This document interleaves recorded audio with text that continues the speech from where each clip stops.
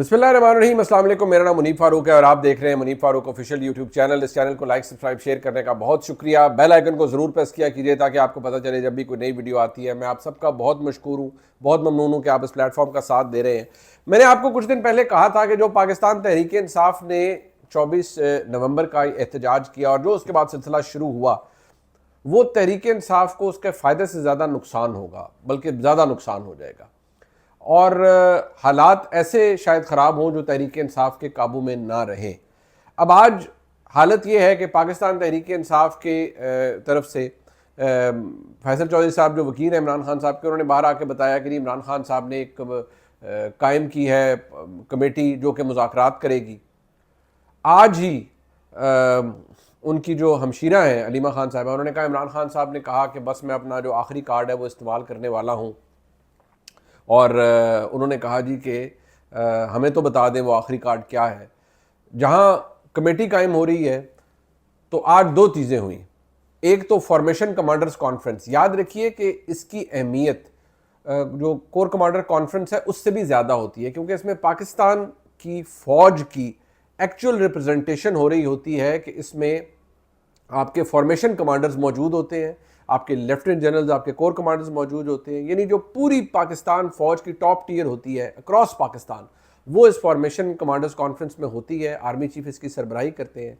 आज इसका एलामिया आया और उसने तिया पाँचा कर दिया तमाम बातों का और तमाम मफरूज़ों का जो बनाए जा रहे थे। ज़रा उस पर बात करते हैं। क्या हुकूमत चेंज हो रही है, नया कोई कैप्टन आ रहा है, उस पर बात करते हैं।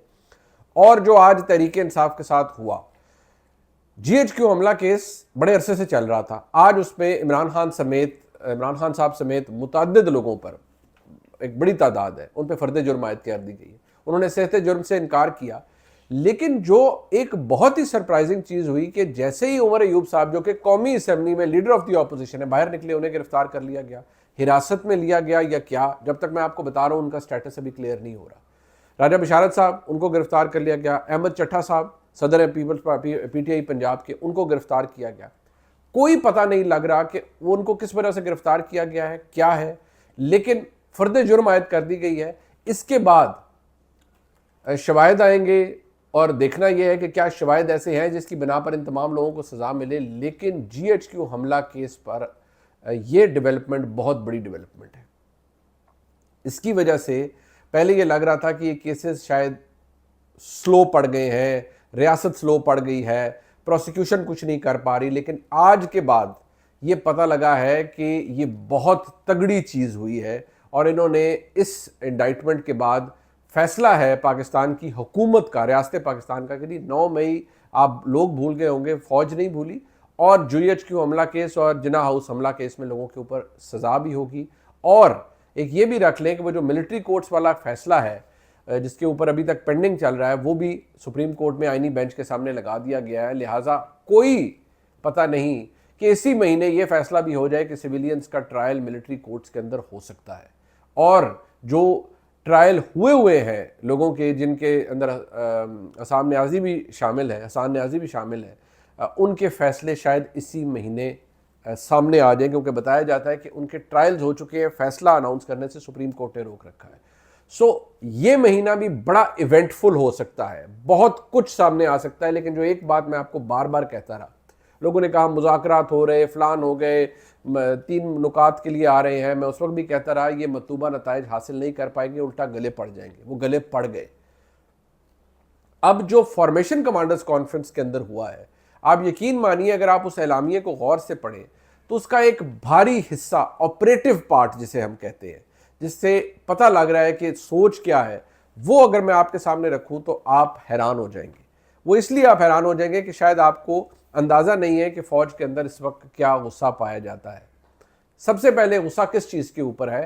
गुस्सा इस चीज़ के ऊपर है कि लोग ये इंप्रेशन दे रहे हैं, पाकिस्तान तहरीक इंसाफ की इंप्रेशन दे रही है कि पाकिस्तान की अवाम और फ़ौज के अंदर एक खलीज पैदा हो गया है और लोग फ़ौज को बुरा भला कह रहे हैं। लोग वर्दी में बाहर नहीं आ सकते, लोग ये नहीं कर सकते, फौजी गाड़ी में आप नहीं फिर सकते, ये हो रहा है, वो हो रहा है, जो एक ज़माने में जनरल मुशर्रफ साहब के वक्त भी शायद हुआ था। अब इस चीज़ को फ़ौज ने बड़ा, इसके अंदर फ़ौज के अंदर बड़ा गुस्सा है, बड़ी रिजेंटमेंट है। उसके बारे में आज जो फॉर्मेशन कमांडर्स कॉन्फ्रेंस है उसमें बड़ी क्लियर बातें की गई और जो फॉर्मेशन कमांडर्स के सलामिये के अंदर नहीं आया, मैं आज आपको एक्सक्लूसिवली वो भी बताऊंगा, जो कि आर्मी चीफ ने कहा है, पाकिस्तान के आर्मी चीफ ने कहा है। कहा गया है कि फोरम ने पाक फौज की दारुल हुकूमत की अहम सरकारी इमारतों को महफूज बनाने और काबिल एहतराम गैर मुल्की वफूद को दौरा पाकिस्तान के दौरान महफूज माहौल फराहम करने की गर्ज से पाक फौज की कानूनी तैनाती के खिलाफ किए जाने वाले बदनीयती पर मबनी प्रोपेगेंडे पर इजहार तशवीश किया। ये मरबूत और पहले से तैयार करदा प्रोपेगेंडा है, बाज़ सियासी अनासर के मज़मूम मज़ाहिम के तसलसल की अक्कासी करता है, जिसका मकसद पाकिस्तान की अवाम, मुसल्लह अफवाज और इदारों के दरमियान दरार पैदा करना है। अब बैरूनी अनासर की मदद से किए जाने वाले प्रोपेगेंडे के ऐसी मज़मूम कोशिशें कभी कामयाब नहीं होंगी। यानी पाकिस्तान तहरीक इंसाफ को उन्होंने कह दिया कि जी ये मामला जो भी वहाँ से किया गया, जो प्रोपेगेंडा किया गया फ़ौज की तैनाती के हवाले से कि फ़ौज ने गोलियाँ चला दी अवाम पर, तमाम लोगों ने फ़ौज ने इंटरेक्शन किया, फ़ौज की तरफ से ये हो गया, उसके ऊपर जो प्रोपेगेंडा किया गया वो वेहेमेंटली ना सिर्फ रिजेक्ट किया गया है, बल्कि उसको फ़ौज ये कह रही है कि ये गैर मुल्की जो अनासर है उनकी बुनियाद पर चंद सियासी लोगों ने किया है, सियासी अनासर ने, यानी PTI की तरफ वाज़ेह इशारा है। अब एक चीज़ जो इस वक्त मौजूद है, एक तरफ मैं आपको बता रहा हूँ कि गिरफ्तारियां आज जो हुई हैं उमर अयूब साहब की या राजा बशारत साहब की, अहमद चट्टा साहब का कोई कह रहा है गिरफ्तार है, कोई कहता है नहीं जी वो गिरफ्तार नहीं है, लेकिन 2 लोग तो कन्फर्म गिरफ्तार हैं। अब उनका स्टेटस अभी तक क्लियर नहीं है। साथ ही साथ ये बात अब हुकूमत को भी कही है पाकिस्तान की फ़ौज ने कि ये ज़रूरी है कि हुकूमत बेलगाम गैर अखलाकी आज़ादी इज़हार राय की आड़ में जहर उगलने, झूठ और माशरती तकसीम का बीज बोने के खात्मे के लिए सख्त कवानीन और जवाबित बनाए और इन पर अमल दरामद कराए। यानी कि वो लोग जिन्होंने झूठी तस्वीरें सोशल मीडिया पर लगाई, झूठे व्लॉग्स किए, कहा 400 लोग मर गए, 500 लोग मर गए, 2500 ज़ख्मी हो गए, 4000 ज़ख्मी हो गए, उनके हवाले से फ़ौज ये कह रही है कि नहीं, आप आज़ादी इज़हार राय का जहन में रखते हुए कि ये आज़ादी इज़हार राय है, उस आड़ में आप जो लोग मनफी प्रोपेगेंडा करते हैं, झूठ बोलते हैं, दुश्मन दराजी करते हैं, उनके खिलाफ कानूनी एक्शन लें। हुकूमत ने पैका एक्ट के अंदर तरमीम तो उसका प्रपोजल दे रखा है, लेकिन पाकिस्तान की फ़ौज ने अब हुकूमत को अर्ज किया है कि भाई होश के नाखुन लें और इस पर अमल दरामद करवाएं। ये जो हो रहा है, लोग झूठी खबरें फैला रहे हैं, फेक न्यूज़ फैला रहे हैं, प्रोपेगेंडा कर रहे हैं जिसका हकीकत से कोई ताल्लुक नहीं है। प्रोपेगेंडा तो किया गया है, मैं हमेशा कहता हूँ, मैं आज भी कहूँगा, अगर हुकूमत कहती है कि जी कोई भी अमवात दुरुस्त नहीं है तो हुकूमत को उसकी जवाबदेही करनी चाहिए। लोग वो कह रहे हैं 12 लोग की हलाकत हुई है उस प्रोटेस्ट के अंदर जब क्रैकडाउन हुआ। दूसरी तरफ ये कहा जाता है जी कि 400 लोगों की डेथ हो गई है, 278 लोगों की डेथ हो गई है, सीधे फायर मारे हैं। भाई वो 278 बॉडीज़ किधर है? 278 लोगों के जनाजे कहाँ हुए, उनकी तदफीन कहाँ हुई? क्या कोई खुदा न खास्ता उनको बॉडीज़ को कहीं डंप कर दिया गया है? कोई एविडेंस इस हवाले से, लेकिन 278 लोगों के कवायफ भी नहीं है। आज बुशरा बीबी साहिबा और जो उनके वकील हैं गौर खान साहब, उनके हवाले से रिपोर्ट किया गया कि उनकी वो बार बार कह रही 12 लोगों की बात आप क्यों कर रहे हैं, इतने लोग लापता हैं। उन्होंने कहा हम कवायफ इकट्ठे कर रहे हैं। गौर खान साहब ने भी कहा, और बात भी ठीक है कि कवायफ तो इकट्ठे करें, लेकिन अब फौज की जानिब से ये बड़ा क्लियर इंडिकेशन दी गई है। पाक फौज मुल्क व कौम की खिदमत बगैर किसी तासुब और सियासी वाबस्तगी के करती है। पाक फौज तमाम अंदरूनी और बैरूनी खतरात से निपटने के लिए मुल्क की हिफाजत करती रहेगी। ज़ाती मफादात के असूल के लिए मासूम शहरियों को एक दूसरे के खिलाफ खड़ा करने और तशद्दुद को हथियार के तौर पर इस्तेमाल करने को किसी भी कोशिश को हरगिज़ बर्दाश्त नहीं किया जाएगा। ये लुब्बे लुबाब है उसका, this is the punch line, कि ज़ाती मफाद के असूल के लिए, यानी सियासी मफाद के असूल के लिए मासूम शहरियों को एक दूसरे के खिलाफ खड़ा करना जो हो रहा है कि नहीं, वो खैबर पख्तूनख्वा से लोग आ गए और जी हमने एहतजाज करना है, ये करना है, रियासत पे चढ़ाई करनी है, डी चौक जाना है, ये करना है, एक्सप्रेस चौक जाना है, और तशद्दुद को हथियार के तौर पर इस्तेमाल करने को किसी भी सूरत हरगिज़ बर्दाश्त नहीं किया जाएगा। यानी कि ये अब अलाउ नहीं होगा। अलाउ तो खैर कैसे रोका जा सकता है किसी को, कोई अगर खैबर पख्तूनख्वा से आ जाएगा क्या होगा, लेकिन आज जो GHQ हमला केस है 9 मई का, उसके अंदर अगर 100 लोगों के ऊपर फर्द जुर्म आयद होती है तो यहाँ पर भी कहा गया है जी कि आप दोबारा करेंगे तो आपके साथ दोबारा उसको बर्दाश्त नहीं किया जाएगा, रोका जाएगा। और जहां आज ये हुआ, सबसे पहले सबसे पहले जो बात की गई है वो ये कि जी आपके जो शोहदा है और उनमें वो शोहदा जो रिसेंटली फोरम का पाकिस्तान के अमन इस्तेकाम के लिए शोहदाए अफवाज पाकिस्तान कानून नाफिज करने वाले इदारों, पाकिस्तानी शहरियों और इस्लामाबाद में हालिया पुरतशद्दुद मुजाहरों में जामे शहादत नोश करने वाले सिक्योरिटी एहलकारों को ज़बरदस्त खराज तहसीन। जबकि कहा जा रहा है कि नहीं जी वो तो रेंजर्स की गाड़ी ऊपर उन पर चढ़ गई थी। वो मैंने बहुत से लोगों को देखा, वो तो नहीं, वो कोई और बंदा था उससे चढ़ा दी। ठीक है, एविडेंस दें इस बात का कि वो कोई और बंदा था जिसने गाड़ी चढ़ा दी। बहरहाल इसकी भी चले, वो जो कीमती जाने गई वो अल्लाह को प्यारे हुए, इस मुल्क में की दिफा के लिए खड़े थे, तो एविडेंस हर चीज़ का सामने आना चाहिए। लेकिन जब आप ये कहेंगे 9 मई फॉल्स फ्लैग ऑपरेशन, जब आप ये कहेंगे जी 500 बंदे मार दिए, तो फिर आप कहेंगे आप हमारे साथ मुज़ाकरात करें, तो मुज़ाकरात तो आपके साथ कोई नहीं करेगा for that matter. Tehreek Insaf के साथ मुज़ाकरात करने का किसी का प्लान नहीं है। अब तो वो बिल्कुल आपने खुद को पीछे छोड़ दिया और पीछे धकेल दिया है। साथ ही साथ ये जहन में रखिएगा कि हुकूमत के हवाले से जो बातें आती रही हैं कि जी वो हुकूमत चेंज हो रही है, जी वो लोग इससे ब्रांडिंग नहीं है, फ्लान नहीं है, ये नहीं है, वो नहीं है। इस वक्त अगर जो सूरत हाल है पाकिस्तान के अंदर हुकूमत के हवाले से, आज फ़ौज ने कहा है, फोरम ने इक़्तिसादी तरक्की को फ़रोग़ देने, गैर कानूनी सरगर्मियों के ख़िलाफ़ क्रैक डाउन और दहशत गर्दी और जराइम के गठजोड़ को ख़त्म करने में हुकूमती कोशिशों की हिमायत जारी रखने का अज़्म।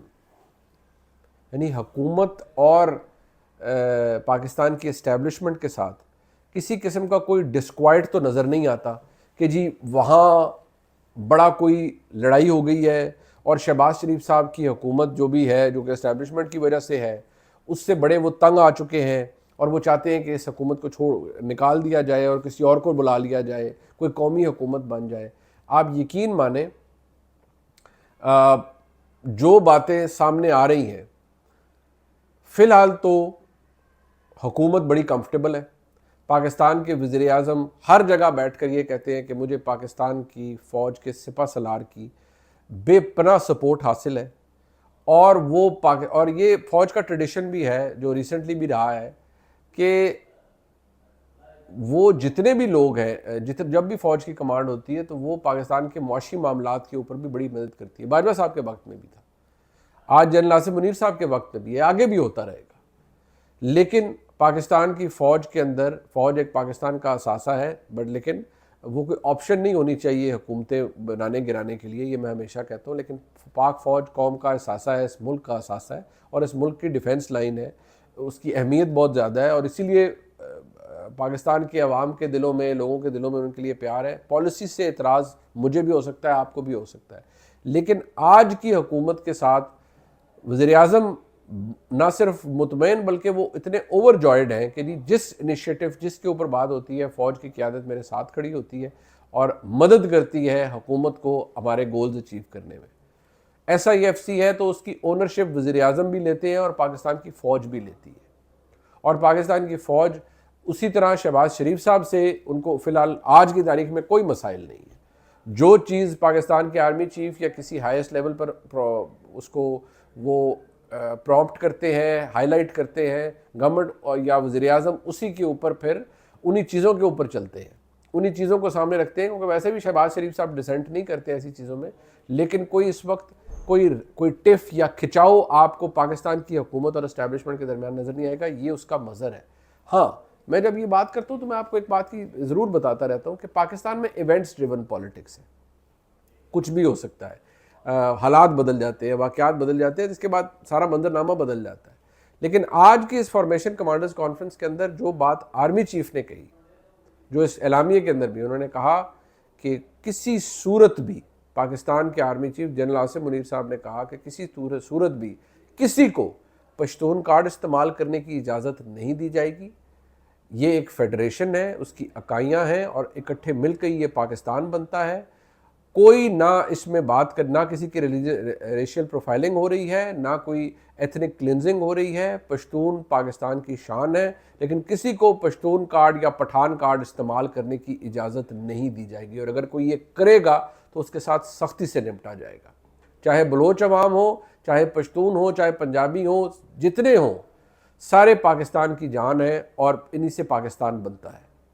पाकिस्तान की फ़ौज इंटरनल और एक्सटर्नल जितने भी चैलेंजेस हैं उनका सामना करेगी। और अभी कुछ देर पहले वफाकी वज़ीर इत्तलात मेरे प्रोग्राम में थे, अताउल्लाह तारड़ साहब, मैंने उनसे बड़ा क्लियरली पूछा कि जी डोनाल्ड ट्रंप आ गए हैं, वो बताया जा रहा है कि वो फ़ोन करेंगे और आप इमरान खान साहब को छोड़ देंगे। उन्होंने कहा जी कि वो जो कीबोर्ड वॉरियर्स हैं ना तहरीक इंसाफ के, वो फ़ॉरेन पॉलिसी नहीं बनाते, हुकूमत अपने हिसाब से चलेगी और हुकूमत एक फॉरेन सॉवरेन गवर्नमेंट है और ये अपने हिसाब से मामलात को आगे बढ़ाएगी। फ़िलहाल कोई विलिंगनेस नज़र नहीं आ रही मुझे आज के एलामिये के बाद। अगर किसी को अब भी शक है कि जी इमरान खान साहब से मुज़ाकरात होने जा रहे हैं, सब कुछ होने जा रहा है, मैं टाइम एंड अगेन कहता रहा कि आप यूट्यूब पे बैठ के अपने व्यूज़ बढ़ाने के लिए अपने ख्वाहिशों के अंबार तो लगा सकते हैं। जिस चीज़ का आपको इल्म ना हो, ऐसे भी जाहिल मौजूद है ना जिनको पता ही नहीं है कि पाकिस्तान के बिज़नेस के अंदर हो क्या रहा है। मतलब बहुत सारी चीज़ों के बारे में उन्हें पता नहीं, उन्हें लोग करेक्ट करते हैं कि यार जिसके बारे में आपको इल्म ना हो उन पर बात ना कीजिए। जैसे मैं कहता हूँ यार मईशत को नहीं, मैं तो सिर्फ मेजर मैक्रो इकोनॉमिक फिगर्स को देख के कहता हूँ कि यार ये चीज़ें अच्छी हो रही हैं पाकिस्तान के लिए, लेकिन पाकिस्तान के अवाम के ऊपर अभी उसके असरात पाकिस्तान के अवाम को नहीं मिल रहे और टाइम लगेगा चीज़ें दुरुस्त होने में। तो ये चीज़ें हमारे सामने आ जाती हैं। आज क्लियर हो गया, अभी बताया जा रहा है, जो लेटेस्ट न्यूज़ है कि 5 लोग ज़ेरे हिरासत हैं जो आज GHQ हमला केस के बाद समाज के बाहर निकले। अब उनका स्टेटस क्या है, उनको क्यों रोका गया है, अडयाला जेल चौकी में है, वजह क्या है। वहाँ ये मौजूद है कि मुज़ाकराती टीम के लोग, ये एलामिया आ जाता है, इसके बाद आपके सामने क्या रह जाता है? क्या आपको आज भी लगता है कि कोई विलिंगनेस अभी नज़र आ रही है? जो गलती की है पाकिस्तान तहरीक इंसाफ की सारी क़यादत ने, इमरान खान साहब ने, वो सबसे बड़ी गलती ये की है कि उनको लगता था कि वो मजबूर कर देंगे अपने एहतजाज से एस्टैब्लिशमेंट को कि वो उनके साथ मुज़ाकरात करें। ये गलती जो उन्होंने की है, ओवर प्ले किया है, उससे उनको नुकसान हुआ है। अब उनको मज़ीद मेहनत करनी पड़ेगी अपने मामलात ठीक करने के लिए। इस वक्त तो आज की फॉर्मेशन कमांडर्स कॉन्फ्रेंस के बाद इट्स एब्सोल्युटली क्लियर कि अभी तहरीक इंसाफ के लिए या इमरान खान साहब के लिए मामलात अच्छे नहीं हैं। ये व्लॉग आपने देखा जी, इसे लाइक सब्सक्राइब शेयर कीजिएगा। इंशाल्लाह फिर मुलाकात होती है। खुदा हाफिज़।